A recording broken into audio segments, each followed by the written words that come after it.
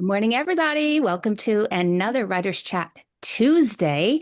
We are here today to talk about KDP, doing it right the first time. I'm here with my co-host, Melissa Stroh, Norma Poor. I'm Brandy Bro, and we have a special guest with us today, and I'm going to pass the mic on over to Norma. She's going to introduce her. Norma. Good morning, Stephanie. So glad you are here. I've known Stephanie for a few years now. We're cohorts in the writing experience. She's part of the Word Weavers International group that together with me, and I've visited her writing group, and she's fantastic, has a heart of gold. Today, though, she's here to talk to us about, as Brandy mentioned, KDP, Kindle Direct Publishing, doing it right the first time. Stephanie is the co-founder and frequent facilitator of Foothills Writers Group in Lenoir, North Carolina.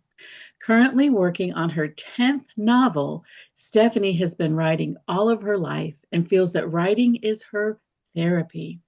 When no one else listens, the paper allows her to speak, maybe and sometimes wishes she'd be quiet. Today, Stephanie's going to talk to us, like I said, about KDP. And Stephanie's one who's repeatedly learned from her mistakes and is still learning. She's navigated the ins and outs of self-publishing and she has a great deal of experience that she's going to share with us. Today in Writers Chat, she's going to show just the highlights, keep that in mind, just the highlights of how to use KDP to make your novel and your collections available, not just in the United States, but around the world. Stephanie, so glad you're here. Take it away. Thank you, Norma. I told Norma before this started, I feel inadequate because there's so many videos out there, and KDP itself puts out all kinds of self-help.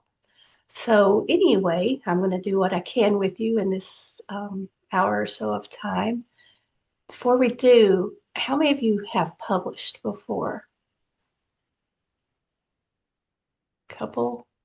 When you do this, I can't hardly see you. Be proud. I published the book. Stick your hands. There you go, Brandy. Um, it's it's intimidating because people say, "Oh, anybody can write a book and put it on Kindle," and that's true. And you've probably seen some, and you think, "What in the world was going on in this person's head?"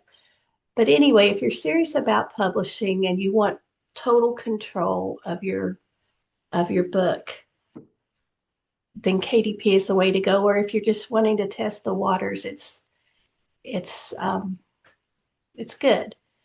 You learn a lot. You learn every time you publish something different. Norma had asked me to do this workshop last year in person, and I had this huge box of books that I'd messed up from all of my different things. And I was going to say, here's how to not publish.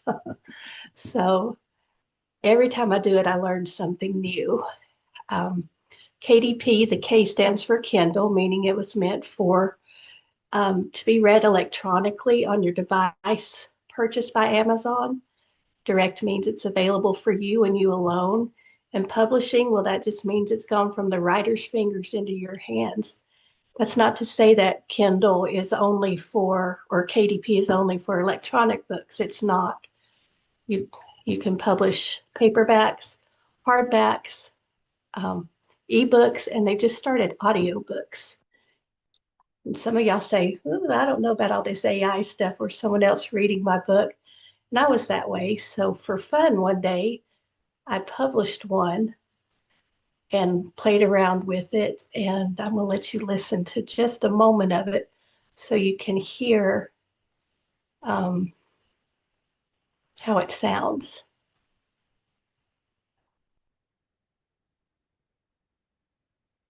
Maybe. All right, let's try that again.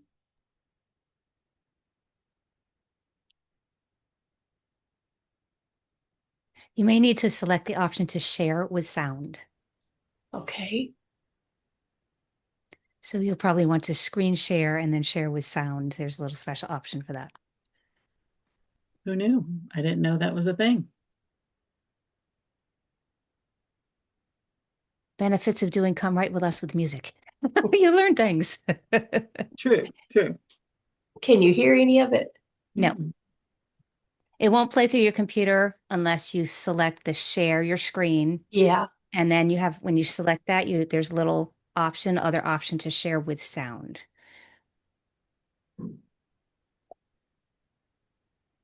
Hmm. Well, it's not giving me that option, so that's okay. I will include the link and you can, if you want to listen to that later. That's a good idea. So are you seeing me now or is it back to? No, we Just still have your the- screen share up. There you go. There we go. Yep. All right. So back to describing KDP. I discovered it right as COVID hit. Didn't know COVID was going on. But what you do, the main steps to having your book published is the easy part, writing the book. And you say, whoa, whoa, whoa, that's easy. Trust me, that's the easy part. To start setting up your publishing career on KDP, you need a bank account. That's the first thing you have to do. And I suggest highly that you do one totally separate from any of your other finances. And the reason for that is your taxes, your payments, and just your business expenses all filter through better if you have your own separate account. And you can't get paid unless you have that information. And because you have to share it with Amazon, you just don't really want them knowing everything else you've got going on. So I highly, again, recommend doing a personal one for that. Once you get your KDP account set up, then it will take you into setting up your taxes and all that fun stuff. And honestly, if you make less than $600, you don't have to fool with it. But of course, you're all going to write the next bestseller. So you're going to want to go ahead and do that. And let me go ahead and bring that screen up if I can.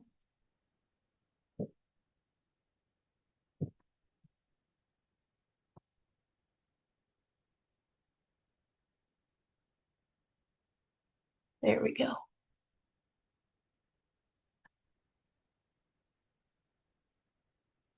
Create, manage, publish. It's got a space for bookshelf. That's where your books will be listed. You click on that, takes you down to all the books you do and the different ways you do them. If you go to reports, it shows you, and you can check this throughout the day. Look at me, I've got zero money today. Why aren't y'all buying my books? But it will tell you the last 30 days. It will show your statements, tell you which books you've earned the most. And we won't go into a lot of that because if you haven't published yet, then you haven't done a comparison thing. All right, there's the internet being slow. Community is where you can reach out to other authors with all kinds of helpful advice, just like in here. You join a chat room or send an email. It's really being crotchety. Okay. It's got a support forum. Are y'all seeing this? Somebody say, because I can't see you now. Yeah, Yes, we're seeing it. seeing it. Oh, okay, great. Now you got an echo. Marketing tells you how to enroll your book into KDP Select, which gives you the opportunity to reach a more worldwide audience. You don't get as much money from that, and I know money's the big thing. We'll talk about that in a few minutes. Shows you about Amazon ads, Author Central, where you can put up your author page, and you'll want to have an author page, even if it's only small, because you want to let people get to know you a little bit.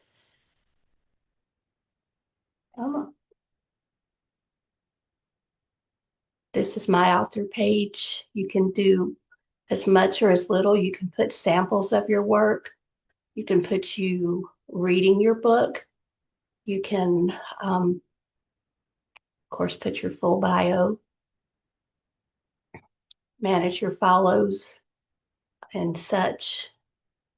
It breaks it into 3 parts. Your home page, where it tells you what your books are that are offered. It shows you what editions they're in, what format they're in. You can see there's 1, 2, 3, 5 different categories for that. And get on your books, you do a quick look. This is the one that I got so excited about, having my 12 Hours of Fame being a #1 Amazon bestseller. And you say, oh, good for you. But look at that. Got 5 stars from how many people? 3. And that's something that's maddening, is when you put out your good work and you don't have an audience. And that's what's really hard for so many of us, is building that audience up. So anyway, back to setting up your book. You've got your book set up. You've got it formatted. And you say, well, wait a minute, what format does Kindle take? Kindle takes all kinds of formats, but when it's all said and done, it goes down into a PDF file. So when you share this again, I'm sorry, told you I hadn't done this before. Share. All right. When you set up your book and you create a new title, and I'll show you what I'm working on now. This is the book that I'm working on now. To start your setup, you go into bookshelf. You choose what language you want your book to be in. Most of us will choose English, but there's a vast variety of others. You choose your book title, subtitle if necessary. If it's part of a series, you can click add to new series or existing, but we're going to go on the assumption this is your first book. And you put your author name, and this is really vital. Some people use pen names. Some people use middle names or initials. When you have your bank account set up, you want your author name, because it's awfully hard to pay a pen name. But also when you're doing your publishing, and I struggle with this because my name, for some reason, people have the hardest time spelling Stephanie with an F and Hutcheson without an R or an N or an I or such. So make sure your name is spelled correctly, and make sure that's how you want to be known. Some of you have brands. A lady in my writing group, her name is Carol Starr, but she wants that middle initial of A in there, because that's where that was from her first husband, he passed, and she wanted him to still have credence. So you don't want it to be on one book Stefanie Hutcheson and on the other Stephanie Diane Hutcheson. That's confusing. So stick to your author name. If someone's helping you with your book, maybe editing, forwarding, illustrating, introducing, so on, then you can add their names. Honestly, most writers are vain and they just want all the attention. But with my writing group, we've done anthologies. So here I have added 9 people. You can always do more. And you just type in their names. Then you summarize your book. This isn't what's the blurb on the back of your book. It's just a small description that's going to be on Amazon. When you read a book, obviously you can't judge a book by its cover, so we flip it over to read, but it's not always the same as what's on your blurb. So write a description there. You get about 4,000 characters. Then your publishing rights. I own the copyright, and some say, oh, how do you copyright your work? The moment you start typing that, it's yours. People will try to tell you need to buy a copyright or register it. You don't. Then you get into your primary audience. The first question they want to know is, are there sexually explicit images or title? as a Christian writing group, I think most of us are going to check no. Check a reading age only if you think appropriate. If your book deals with higher level topics like maybe abortion, maybe death that young kids shouldn't be exposed to, then you might make it for 18 and older. But most of us, again, are going to just leave that blank. Your primary marketplace, you're going to want to choose Amazon.com if you're in the States. If you're not, you can choose one of these others. And then your categories, and this is where it gets interesting. What are categories? You get to choose up to 3 of them. It says categories are where your book appears in the Amazon store. They're made up of a category, subcategory, and placement. For example, history leads into U.S. history down to 19th century. Mine, I put mystery, thriller, and suspense, mystery, cozy books, bookstores, and libraries. These categories are important because when Amazon sifts through all of its tons and tons of books that people keep submitting, you want yours to stand out. If you say, oh, this is a romance, duh. What kind of romance? Is it an older age? Is it a January, December romance? Is it a teen? You want to get really specific.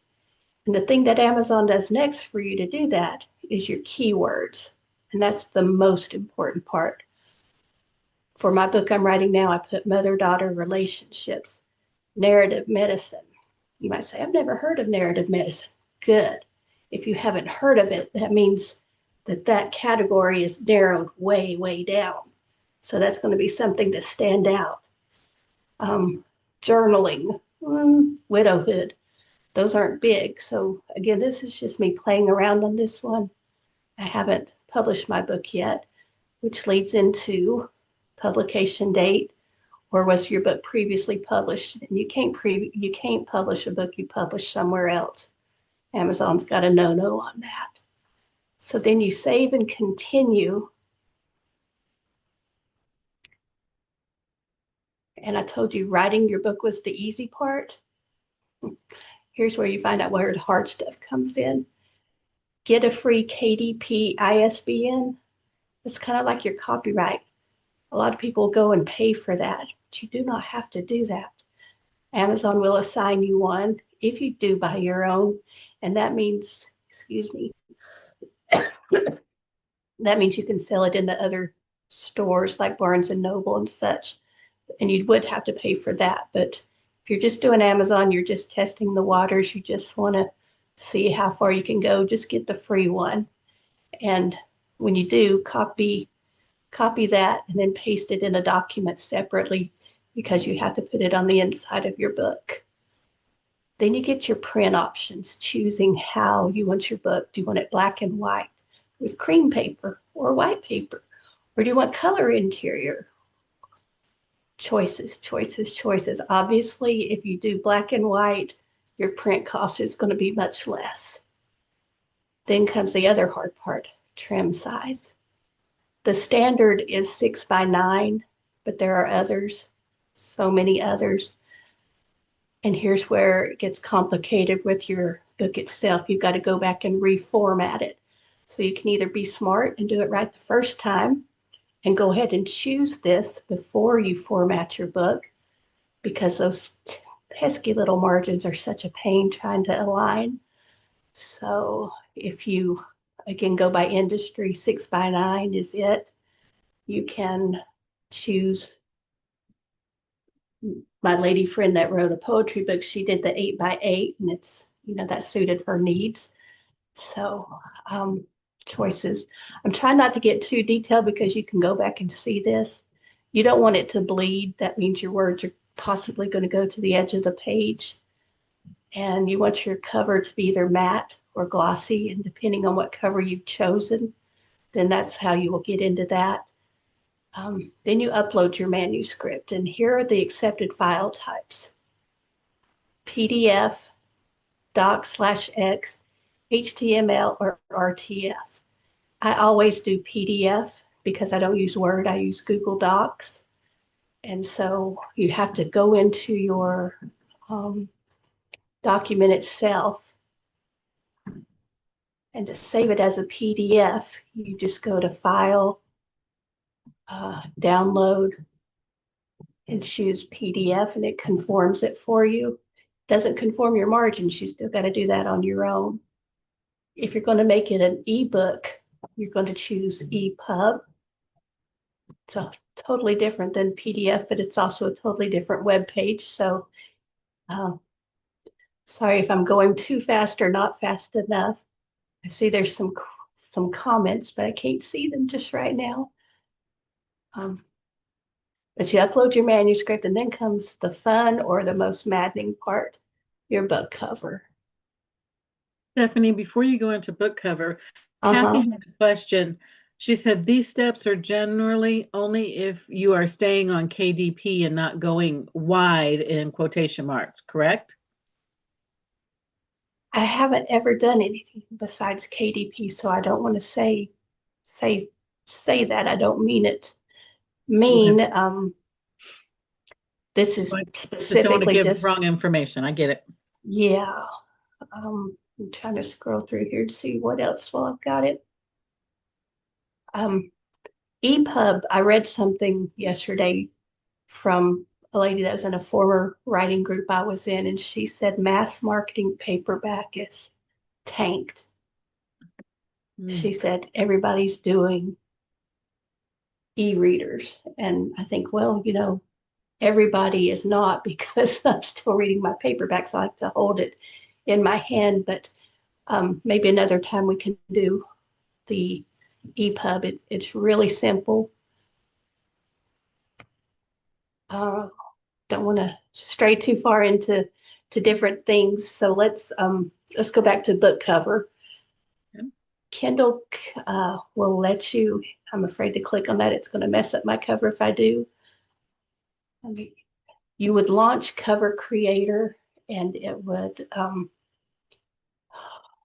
know this is so maddening. I'm sorry. You're good. You're good. Cover it takes me days to get a cover.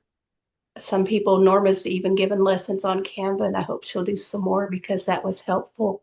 But your book cover is obviously what people are first going to see when they open your book. And so you do that, and then you load it, and then you say, is any of this AI generated? And some people say, oh, well, I use Grammarly. Does that count as AI? It does not. So most of us are going to click no, because most of us write our own stuff. And then you launch Previewer.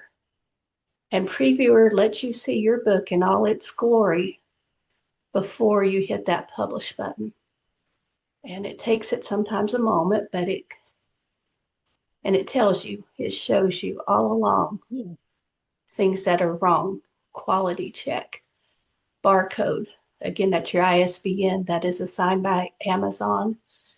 And then you look at your cover, you make sure your margins are good. Is anything outside of the red? It's not. You can't make changes on this print previewer. So what I suggest doing is downloading a PDF proof. You can print that out. It's cheaper than buying the author copies and doing all that postage and shipping back and forth. But then you go in and you look at your layout. Table of contents always starts on the right. You can see I got a lot of stories in this book. And so then you want a blank page. Now see right here, you say, whoa, whoa, whoa, that's not right. This should all be on one page. So there's a mistake already that's going to have to be fixed. And that's because of fonts, the font size. And then you get into your book, and you always want your page to start on the right. You don't see a page number there.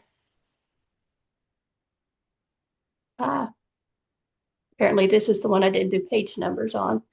But you want to watch for a lot of white space.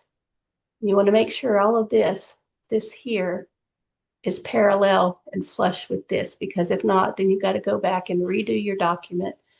And again, doing it right the first time is so crucial, because if you don't do it right the first time, you get to be like me and do it right over and over and over. So let's just pretend like my book is great and I'm happy with it. Then you go into your printing cost and it shows you again what colors you chose, trim size, and how many pages. So for a 289 page book, your printing cost is $447 on Amazon.com. And you say, okay, then what? Then how does that translate? And so here's how it translates.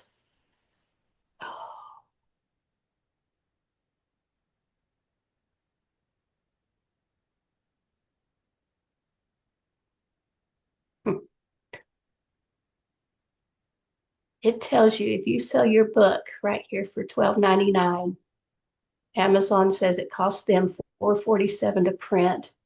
They get their cut, and your royalty is $3.33. $3.33 if you sell your book for $12.99. If you don't sell your book for more than $9.99, Amazon only gives you 50%. You look at the difference here. $9.99 gets me $1.53 royalty. It's pretty sad. You know, you think of all the time, the weeks I've been working on this book for over a year, and that's all I'm getting per book. It is. But you're not having to take your book to the market. You're not having to ship your book, which if you've done any shipping lately, you know how expensive that can be. I think it's probably $3 or $4 just to mail a paperback. Mm-hmm. So once you click on your price, then it tells you Amazon takes up to 72 hours to make it available. You confirm and you publish. I'm not ready to publish, so I'm saving mine as a draft.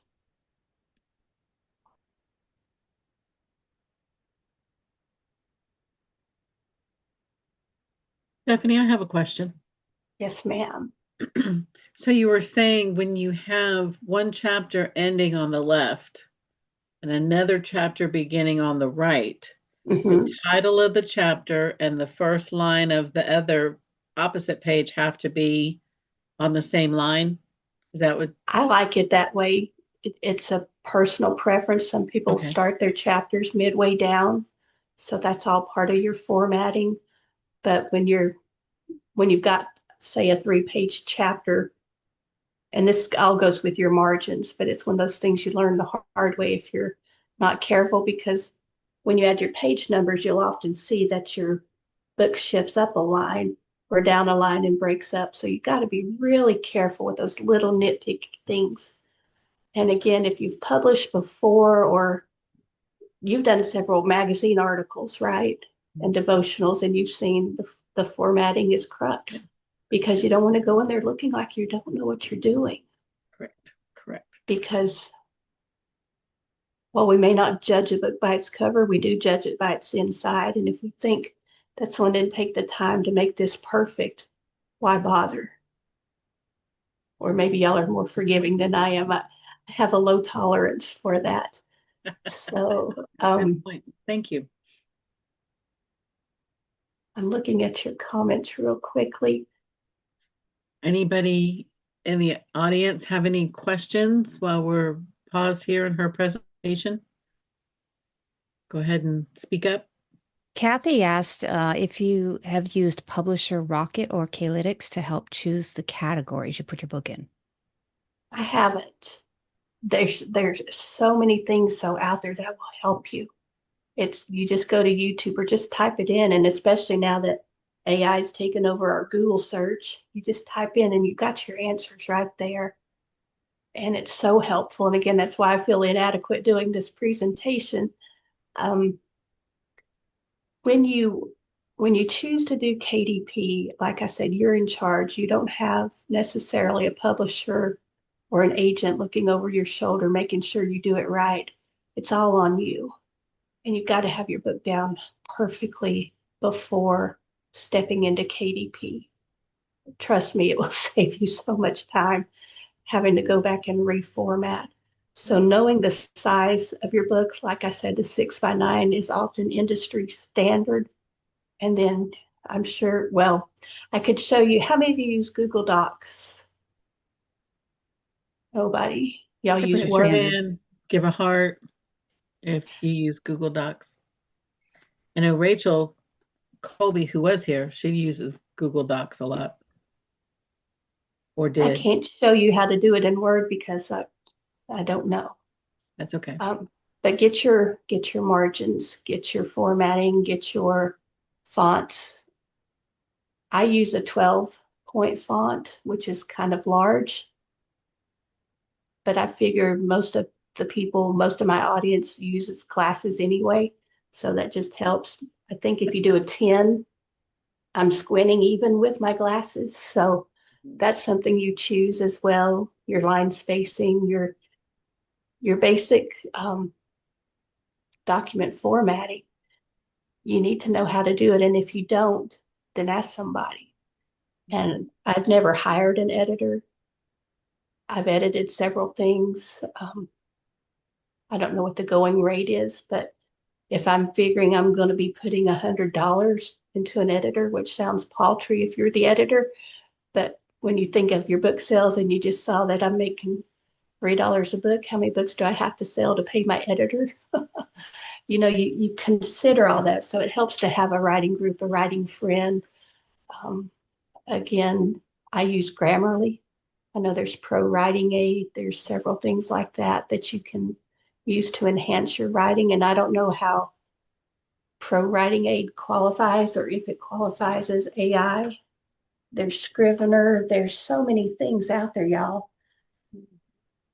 KDP is for us wannabes, I guess you'd say. But yet at the same time, several people, the lady that wrote the Twilight series, look at her now. Mm-hmm. And we get so trapped into comparing ourselves. Mm-hmm. When I first wrote a book, my daughter said to me, "Oh, anybody can publish on Amazon." And I was so defeated. Mm-hmm. Do you know what I've put into this? And, you need a good support system. Mm-hmm. You need help. Don't get vain. My first 3 books were a trilogy, The Adventures of George and Mabel. They were good. I did my own covers. This was my first cover. This was my second cover and my third cover. And each time that I published something, I learned something new. For example, if you don't have enough pages in your book, then you don't have it on the side. You don't have it on the spine. You don't have your book title. Little things that you learn again along the way. I wish this was more of a workshop setting where I could show you step by step, by painful step. We have a Writing couple more questions, Stephanie, for you. Leslie asked, if you publish in KDP Select, do you earn more as an author? And what are the pros and cons of doing this? There's KDP Select, and then when you have your ebook, and that might be the same one. Some of y'all subscribe to Amazon where you have unlimited access to ebooks, Mm-hmm. which I heard the other day is not true. You can only do 35 a month because this woman told me she's a voracious reader and has to pay for the extra. You can enter your things into more giveaways and such when you do that. I honestly don't know a true answer of that. I don't feel like I am successful enough to put mine out there that way. I've been trying to just market to friends and hopefully people that relate to my stories through writing groups and such. So I honestly don't know, but if you ask AI, it will tell you. I know that's not a good answer, but And then Lisa asked, did you select expanded distribution? Sorry if you already said. I didn't because, again, you can get into things that I'm not familiar with yet. Okay. So until I know for sure, Amazon's also started this thing where if you have an ebook, you can link it to where you can have the audiobook for $1.99 more. And some people say, oh, well, that's not so bad. But to me, why would I don't want two copies of something. I don't, unless it's really, really good and I want to hear it. Right. I don't know about so many of the marketing things because I'm just not there. Okay. I know that. I like what David said. He said, referring to, you can Google and AI will give you the answer. And he says, perhaps correct and perhaps not. As we know, Google isn't the end all to uh, information, and often it can be incorrect. So keep that in mind. I do keep that in mind because there's so much that is not true. You hear rumors, or a couple years ago, there was a thing called Kindle Vella where authors went on and you wrote serial stories and you published them one episode at a time. And it was so good and so profitable. And some people were making $10,000 a month. And I was like, wow. One year I had a boom year, and I made $10,000. And you think, wow, that's pretty good. But it's not, because you have to do so much marketing with that. And you have to do so much, I'll read yours if you read mine, and things like that. So Yeah. putting yourself out there, you've got to find your audience. I haven't found mine. There's a lady in my area, and I think you know her, Norma, Sarah Thomas. Any of y'all familiar with Sarah Loudon Thomas? She writes nice Christian romance. She goes to a lot of the writers' conferences, and she does well. But I saw her in the library the other day, she's just like, I think I've worn my audience out. She said it's just hard to keep it going. So when you self-publish, that's all on you, all the marketing. And it's so hard unless you're a natural born salesperson, and I am not. Social media is basically free. You can use Facebook, Instagram, X. Some use TikTok. I don't. It's free. Take advantage of it. And you can see my notes, as I said here. You order your own copies of your books, and then you sell them. You can take them to book signings, book fairs, and such. And you usually pay about $3 to $5 per book. So whatever you sell it at is all your profit, unless there's a local bookstore in town that'll do book signings, but she takes 25% of your books. So little things to consider when you do that. Word of mouth is the best strategy. If Norma reads my book and she says, oh, this is so good, Stefanie, can I get 10 copies? I want to give them for Christmas gifts. Then she can work with me to get a discounted rate, or she might love them so much she pays full price. But she's got to love my book before she's going to tell someone about it. If she just says, oh yeah, Stefanie's written some books, be like my daughter, but who can't publish on Amazon? And it's marketing strategies that we're in my writing group. We do so often. And what I'll do when I get a book from one of my friends is I'll take a picture of myself reading that book, and I'll write something to let them know that, oh, this is a good book. Oh, really? What's it about? Let me find a page. You know what I mean? You got to have people read your book before they can share it. So building your audience, I know I'm repetitive with that, but it's so crux. I think I showed you this, the printing cost. This breaks it down a little bit more. Some of you might say, oh, I'm not writing a 200-page novel. I'm only writing a 100-page. So let's put 100-page in there. And let's say we're going to sell it for $9.99. And from that, I don't know what happened there. Oh, there we go. Then you see that you get a 60% royalty, and your your royalty off of a $9.99 book is $3.69 if it's 100 pages. If it's 200 pages, you say, whoa, 259, that's not so great. It's all Amazon, some people think is a ripoff, and they do take quite a bit. You think out of a $10 book, they're getting $7.50. But if you publish traditionally, I hear, because I don't know, that you get 5 to 10%. Can anybody vouch for that? Have any of y'all published traditionally?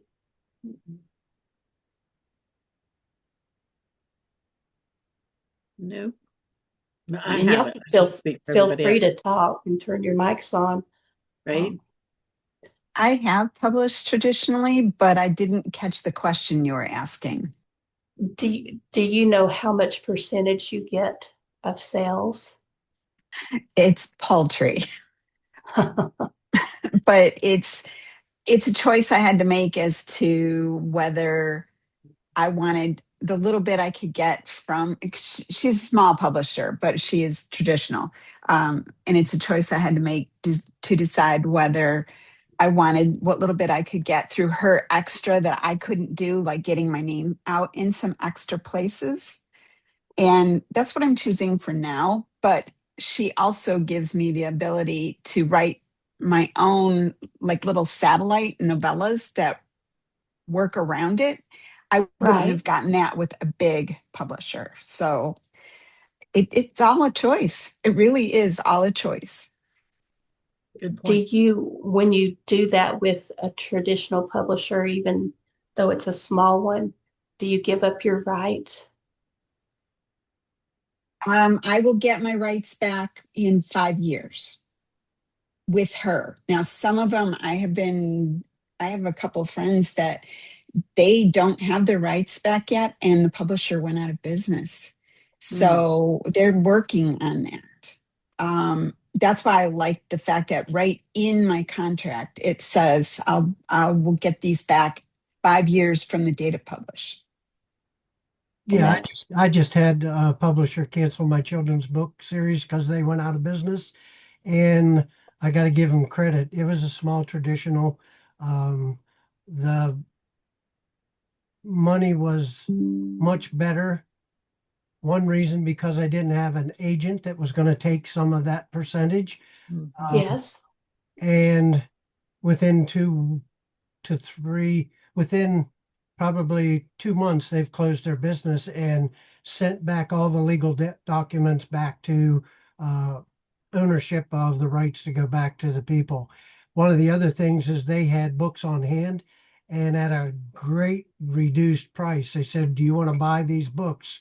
And so I basically bought out their inventory for my children's books, and at $2.50 a piece, where they were just basically barely breaking even. But and again, like Kathy was saying, it was a small traditional publisher that just after so many years, after 6 years, just 5 years, couldn't make it. Wasn't going to see that they were going to make it. So, but now I'm at the point where, do I go KDP and do it myself with that, or do I try to find another traditional? And that's a hard sale as well whenever it's been out there and they want something that sold 500,000 copies. Right. And can you imagine selling that many books? I can imagine it, but in reality, not yet, not there yet. So I know time's running down. I stopped screen sharing. I'm sorry, this was Leslie fuzzy. had a, sorry, go ahead. There's so much. Again, there's help out there. Use the YouTube videos. You can pause them and go back and step by step. And thanks for Real having me. quickly, do you have like a comparison between how much royalties you make with ebooks versus printed books? Ebooks, you make more if you sell your book for $2.99, you make a little over $2 per copy. So much better. And again, that's part of why it's more advantageous, I guess, for the world now to, scroll on your phone in the grocery line and read a copy of George and Mabel, and there you go. But yeah, ebooks are definitely the most monetary, and audio. But audio takes a bit of time. Mm-hmm. Not a lot, but a bit. Leslie had a question, and some of you that go to vendor events can feel free to answer too. She asked if you buy a whole bunch ahead of time when you're going to an event, or do you just send them to Amazon to buy your book? I buy ahead because you're going to make more. If you order, I usually do it in 20s, so say I spend $60, $70 with my books for shipping and such, and then I sell them for $10 each, then I make $130 versus if I send them to Amazon, I'd make $40, $50. So definitely you want to have them on hand. The more you order, the less your shipping charge, but shipping charges are substantial. It's usually about $8, I think, for 20 books. And you think, well, that's not so bad, but who knows what it'll be tomorrow. Exactly. Another thing to keep in mind too is when people are coming to a public event, they usually aren't wanting to buy online. They're less likely to have any kind of turnover there. They want to engage with the author and to have that physical copy. So it's really a good idea to buy ahead. And have the author autograph it. That's really the best part. You get to engage with people and give them a signed copy. And I'm kind of like Lisa. She said that she doesn't, or not everyone likes to sell at craft fairs. I tried some of those and I hate that. Oh, look, there's a squirrel, where they won't make eye contact with you because so many people are out there trying to get you to buy their book. So you got to make it stand out.